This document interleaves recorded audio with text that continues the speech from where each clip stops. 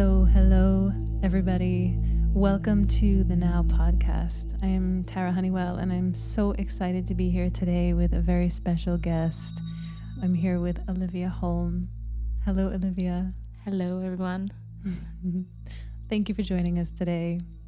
Thank you for having me. We're so excited to welcome you here today and have a chat. There's so much to talk about. So first and foremost, for our listeners, can you just let us know a little bit about yourself? We ask this question, who am I? Who am I? Yeah, that's been ongoing questions the last 2 years, definitely. And I think the answer might be a little bit different today than when I first walked in here 2 years ago. Yeah. But in short, my name is Olivia, and I'm from Stockholm originally, but now I'm staying here in Gothenburg. I'm 28 years old.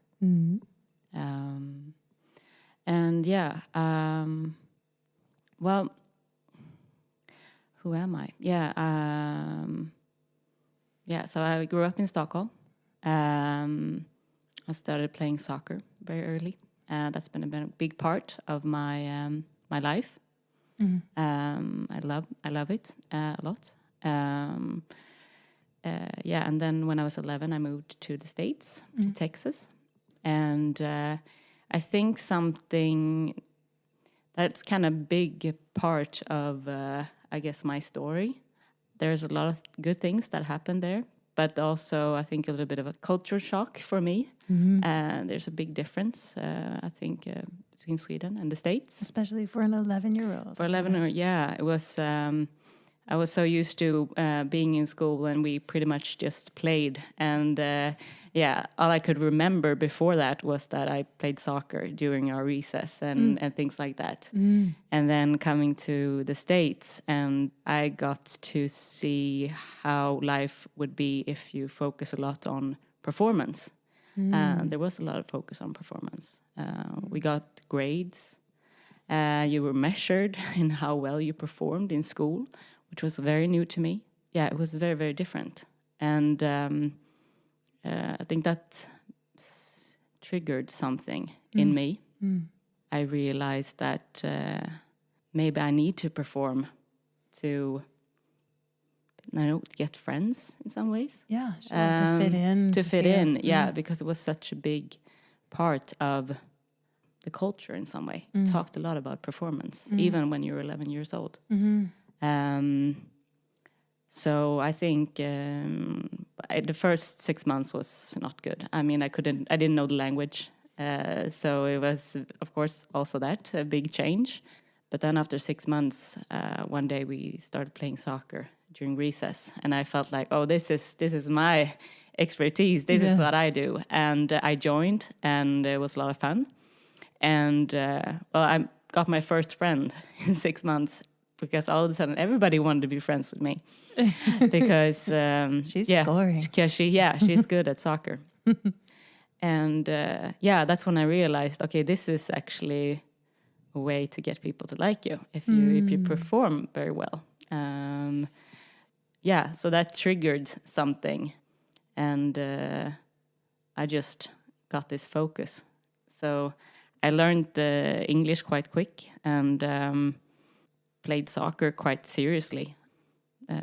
We had a full-time coach, and there were tryouts. We worked out a lot, but it was, it triggered something. So that's when I got to learn how do I manage school in a way that I could get the best grades, and also what do I need to do to perform well in sports. And I managed to do that. And in some ways it helped me a lot, because, school became much easier afterwards. And I managed to get good grades throughout my studies, and which also made me end up doing later on university studies in economics, which I did right after gymnasium, we call it here. Was this still in Texas? No, You this came is when I back. moved back. Yeah, so I'm moving forward a little bit. What was it like to come back to Sweden after that? I thought it was fun to move back because I got so much more freedom. That's what I miss the most, I think.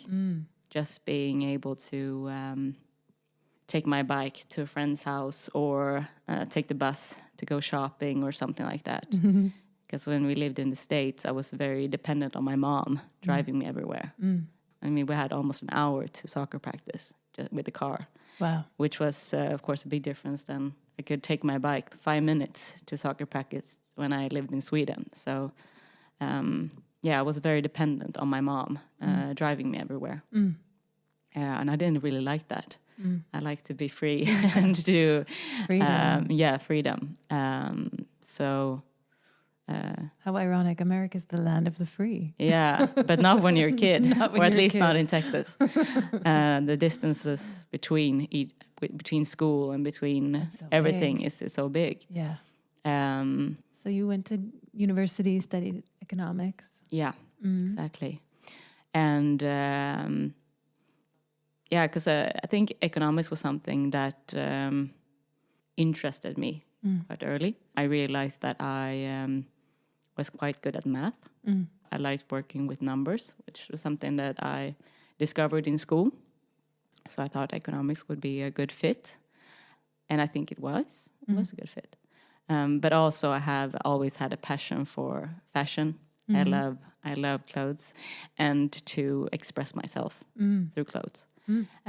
So my dream as long as I can remember always been to work with fashion in some ways.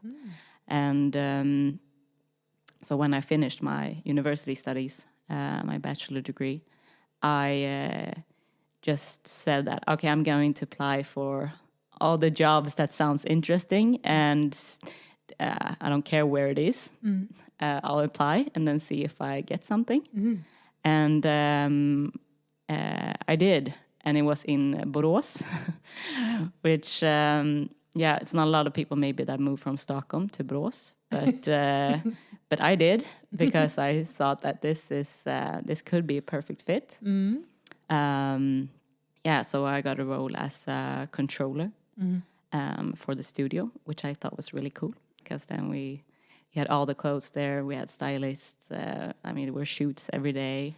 It was just a fun environment, very creative environment, even though I was not the most creative one in the group, but in control. Yeah, in control. Yeah, or trying to get control. Yeah.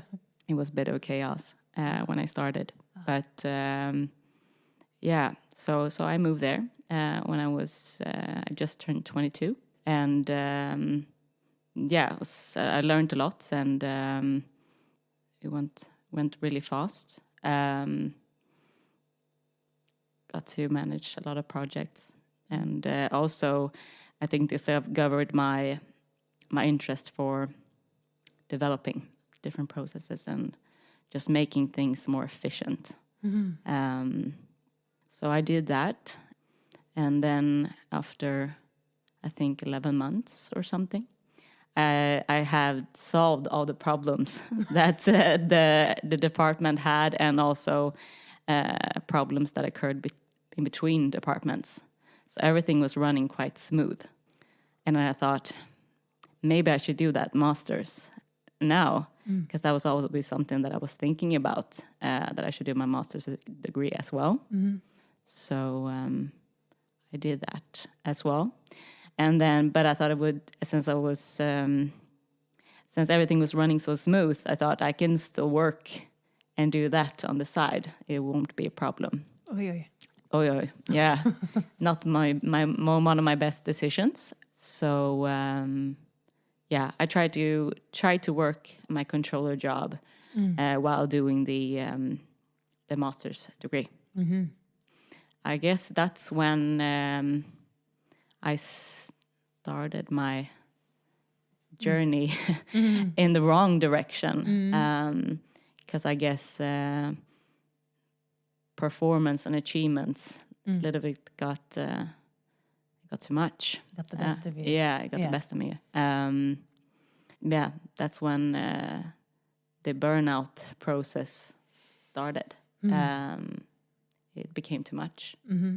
But I finished. Mm-hmm. I finished. And I got a new job at another company, which I was really excited about.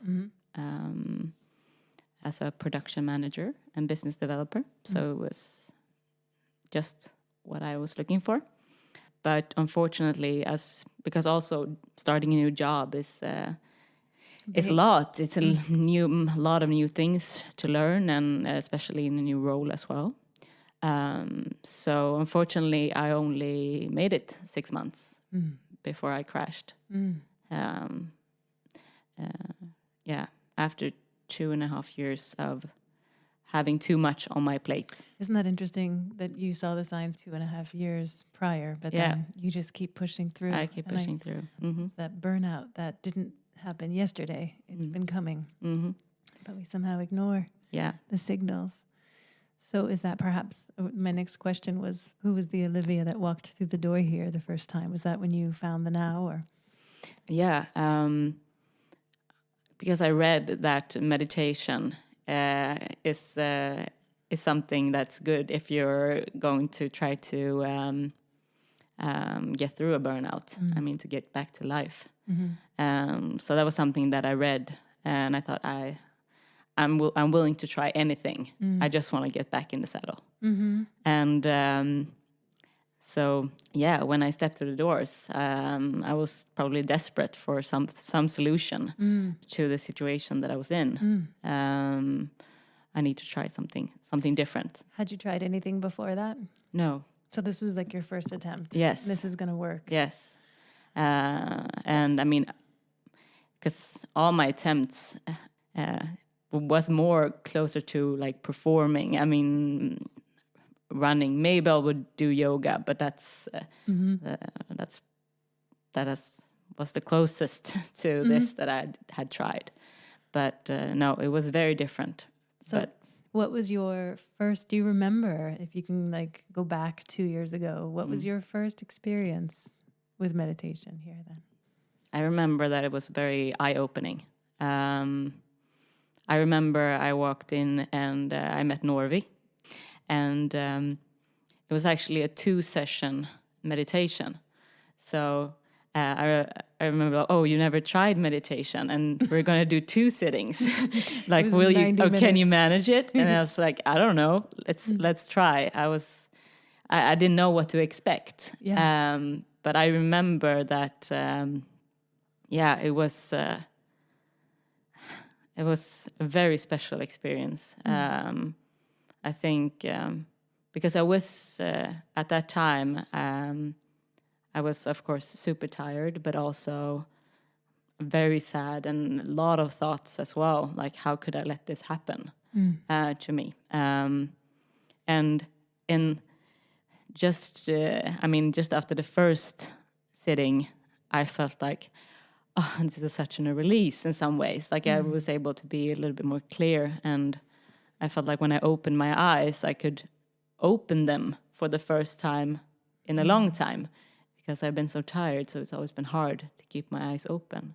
But it's like, you see the world in a new way for the first time in a very, very long time. Wow. So it was a very nice experience. And and since I didn't know what to expect, but it was not. I don't think I felt that the 2 sessions was a problem. I just, I wanted to just stay in it. You wanted it to go longer. Yeah, I wanted to go longer. I want to be here forever. No, I remember it quite well. So you really tasted something that kept you coming back. So you continued to join us, and you've been through our Be Here Now course. Yeah. The Be Here Now course, of course, enabled me a little bit to try it at home more, even though I love doing the group meditation here. I think it's very special. And those times that I have experienced a little bit of quiet when it's, you enter the space and it's just empty and you feel quite light. And I think most of those has actually been in a group. I can't explain why. It's just the way it is. It's maybe sometimes it's easier to let leave some certain things outside. But also, I guess being in a group and realizing that I'm not alone as well makes it a little bit easier. Because you realize that I'm not alone with having, that I'm struggling. Other people are too. Right. And just that also maybe makes it a little bit easier sometimes. We're in this together in some ways. And also just here also, sharing a little bit. It makes you also view life a little bit like it should not take it so seriously. Or maybe I should do this because, I am not alone. And if I feel this way, that it's nice to meditate in a group and other experience as well, and then we should just do it. We should do it more. But then it's nice to have the meditation at home as well. Right. I mean, something to kind of hang on to. And that's yours. Yeah, it's yours forever. My time. Yeah. I do feel like the Be Here Now course opened up me to be more, open to do it at home as well. And I use it today. I don't meditate every day, but I do it regularly. And I have my meditation pillow at home. So, it's there. It's a good reminder. What can you say that meditation has given you? I guess more awareness of what's actually going on. What are my thoughts? But also, like, how am I actually feeling?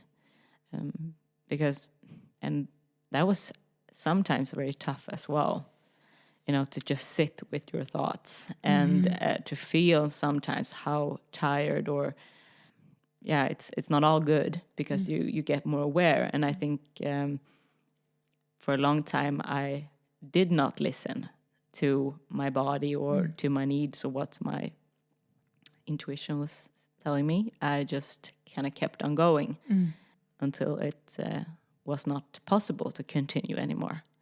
So, becoming more aware of what's going on in terms of thoughts and also emotions, and to sit with that a little bit. But also, of course, not to identify myself with those thoughts, because I guess that's what we are practicing, right? To not hang on to them. They come and then let them go. Yeah. So I guess that is for me. I would say that's what I'm practicing on. Thoughts will always come, but we can let them go. And they are not, like, we are not our thoughts. So I don't have to, let them control me. I don't have to listen to them, right? Or take action based on them, because they can change so quickly. So I think that's how I would describe what meditation is for me. A way to check in, to see what's going on, but also to let it go. To be able to, connect with myself and be more clear. And I do believe that has made has enabled me to make better decisions for myself. Not to let those thoughts about performance and achievement take over. And maybe they come. They come. They still come. I've been there 2 years. They still come. Yeah, there they are. Yeah, but I would say that I am better now to just sit still and I don't have to take action on everything. Yeah, because they come and go. Beautiful. Yeah. Wonderful. So, can I ask, who would you recommend the now or meditation? Is there anyone that you think in particular, what kind of people can benefit from meditating?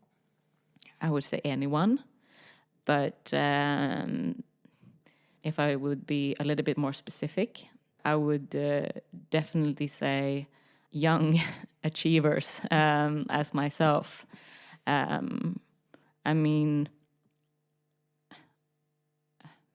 it's not like my ambitions have not changed. I still want to do a lot of things, and I still have a drive.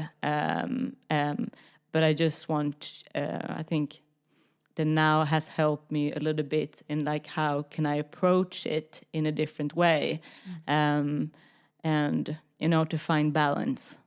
And so I guess for anyone who who is an achiever, who wants a lot of things in life, I would say I would recommend now too. But I mean, young people especially, because that's the ones that I, have the most interactions with, and I hear so much. Maybe because I'm more open to it now, but just mental health is something that I still get taken by it, that it's so many people, especially young people, are struggling because you feel like things are moving so fast and you just want to move even faster. You want it all. Yeah, we want it all. And like, Yeah. I need to do this. I need to study. I need to work hard. I need to, go forward. I need to buy an apartment. I need to buy a bigger one. I need to have these things. And you're never really satisfied. It's so easy to compare. And that is a lot of pressure. And I think I can only speak for myself. But when you're in that, then you don't really enjoy things, really. And I think this practice as well has made me be able to enjoy things more and be more open for things that I did not expect. And it doesn't mean that it's bad. I mean, sometimes the good things happen when you least expect it, and when you just because you're just more in the moment and you allowing a little magic in. Yeah, exactly. Or magic can be a bad word, just allowing the unknown. The unknown, yeah. Beautiful. Wow. Well, thank you so much. Is there anything else? You shared so many beautiful, and I love that you shared that idea that's for high achievers, because I think there are a lot of preconceived ideas about meditation. We hear that a lot. And one of them is that, you're just going to sit and meditate and chill the rest of your life. And I think nowadays we know that's not true. You can still, you should still live your dharma, live your life, live your beautiful life, cultivate beautiful relationships, but not at the expense of your well-being and of course, your happiness, your mental health. So wonderful. It's been such a wonderful experience being on this journey with you for 2 years. And I know you're on your next chapter. There's a new bright future ahead and stepping into the unknown. So we're so happy that you took the time to be with us today and to share your story. Have we left anything out? Is there anything else you'd like to share? Something more actually, because of course I've been talking about the now and my meditation practice with other people. Yeah. And the response that I've got a lot of times is, I tried meditation at home, through tools or stuff like that, but I'm not able to. Like, there's so many thoughts that I can't, I can't sit through it, or I wouldn't not be able to do it regularly. But I think that's maybe a misconception a little bit, that, the thoughts will come. It's the practice is more about, just sitting with them. Yes. because for me, I wish I could say that after 2 years, I can just sit still and there's no thoughts coming in, but they are. It's just about maybe just being able to sit with them, you know, accept them. And it's been very hard at times. And that's just like, it's okay. It's okay to have, thoughts and have sometimes maybe not so nice thoughts about yourself, but just to, it's not the truth. Like, we are not our thoughts. So, I think. So maybe it's about establishing a new relationship with thoughts. Yeah, I think so. Misconceived idea I think that so. I can't get my thoughts to stop. Right. That's the goal. And in some ways, of course, I would love to, get when it's just quiet. And sometimes I have. Right. But I would say most of the times it's not like that. But just not, I would not say it's bad just because I had a meditation when there's a lot of thoughts, because there's usually always something that I could get out of it. And just to be that, okay, this is what's going on in my mind right now. To become more aware. And I guess that's the first step in, to get somewhere else or to deal with them or whatever, or just leave them alone. I love that you're sharing that. Thank you. That's so important for people to hear. Beautiful. Thank you so much, Olivia. Thank you for joining us, and we wish you well on your next adventure until we meet again. Yeah, thank you.